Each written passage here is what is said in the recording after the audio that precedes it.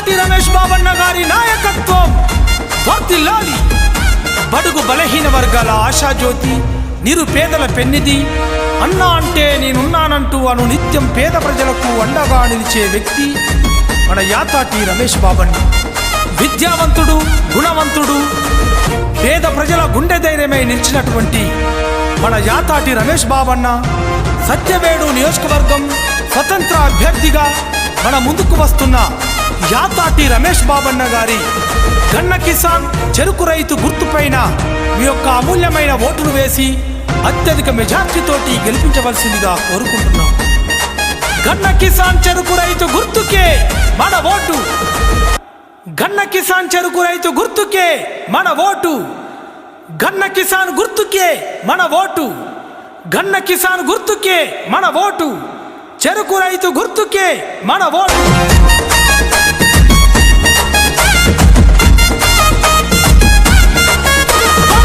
సత్యవేడు గడ్డ మీద, సత్యవేడు గడ్డ మీద, సత్యవేడు గడ్డ మీద తండే పుట్టిందో.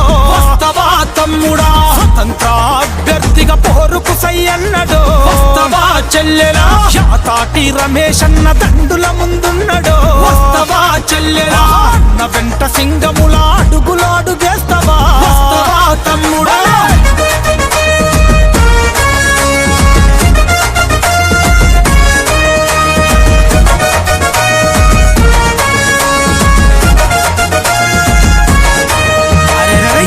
ST BC మైనార్టీలందైనడో. యాతాటి రమేష్ అన్న హక్కులకై పోరాడిన మన ఆత్మీయుడురో. మన రమేష్ బాబన్న ఎల్లప్పుడూ అభివృద్ధిలో ముందడుగే వేశారు. యాతాటి రమేష్ అన్న ఆపద ఉన్నదంటే అండ నిలిచినాడురో. మన రమేష్ బాబన్న పేదవాళ్ళ గుండెల్లో నిలిచి ఉన్నాడురో. యాతాటి రమేష్ అన్న నంబరి స్నేహశీలి సమరానికి నడిచరో.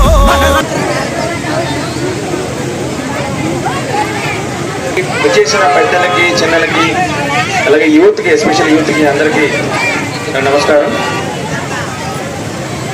మీ అందరికీ తెలిసే ఉంటుంది నేను ఎవరనేది. అయినా మళ్ళీ నేను పరిచయం చేసుకుంటున్నాను. నా పేరు యాతాటి రమేష్ బాబు. నేను స్వతంత్ర అభ్యర్థిగా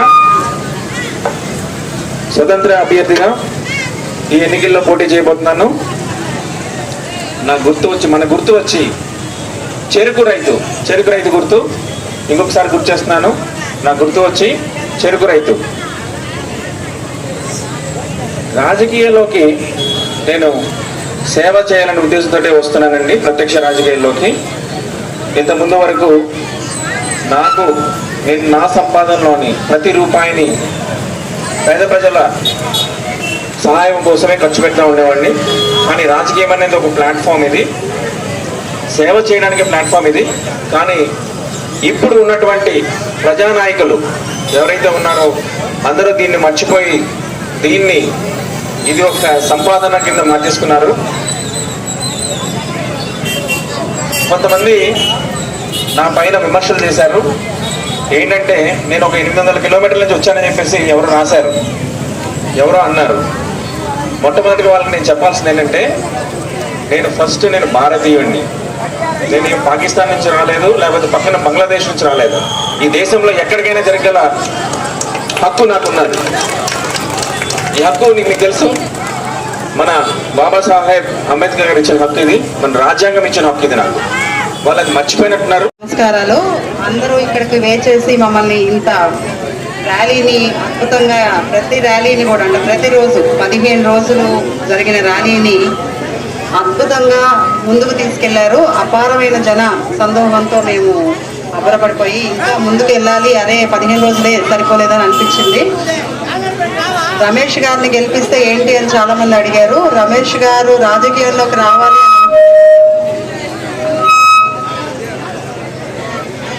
ఇక్కడ సత్యవేడు నియోజకవర్గం చూసిన తర్వాత చాలా గ్రామాల్లో నీరు సమస్య, అసలు తాగడానికి మంచినీటి సమస్యగా చాలా ఉంది. తర్వాత డ్రైనేజ్ ప్రాబ్లం, లైట్లు లేవు, రోడ్లు లేవు, కనీస మౌలిక వసతులు కూడా లేదు అని గమనించి ఈ నియోజకవర్గాన్ని దత్తత తీసుకుందామనే ఉద్దేశంతో రమేష్ బాబు గారు ఇక్కడికి రావడం జరిగింది. దీనిలో ప్రధానమైన అంశాలు మౌలిక వసతులతో పాటు విద్య, వైద్యం ఇలాంటివన్నీ కూడా మీ అందరికీ సమానంగా అందించాలి అనే ఉద్దేశంతో సత్యవేడు నియోజకవర్గానికి రావడమైనది. ఇదంతా మీరు గమనించి ఈసారి రమేష్ బాబు గారికి ఓటు వేసి అపారమైన గెలుపునిస్తారని ఆశిస్తున్నాము. ఇన్ని సంవత్సరాలుగా మీరు ముఖ్యమైన పార్టీలకి ఓటేసి గెలిపించారు. ఈ ఒక్క ఛాన్స్తో రమేష్ బాబుకి ఓటేసి రమేష్ బాబుని సత్యవేడు దత్తత తీసుకునేటట్టు చేసి మరి 5 సంవత్సరాలకి ఎంత డెవలప్మెంట్ ఉంటుందో మీరే నిదర్శనంగా నిలవాలి. ఇదంతా జరుగుతుందని ఆశిస్తున్నాను. మీ అందరికీ ధన్యవాదాలు. చాలా విజయానికి సమీపంగా చూపిస్తుంది. మనకి అలాట్మెంట్లో చెరుకు రైతు రావడం అనేది మన రైతు గుర్తు అలాట్ అవ్వగానే మాకు సగం విజయం సాధించినట్టుగా అనిపించింది. 2 మన గుర్తు నెంబరు 11 నెంబర్ని గుర్తుపెట్టుకోండి. 11 నెంబరు బ్యాలెట్ పేపర్ మీద ఖచ్చితంగా మీ ఓటుని వేసి రమేష్ బాబు గారిని గెలిపించాలని అనుకుంటున్నాము.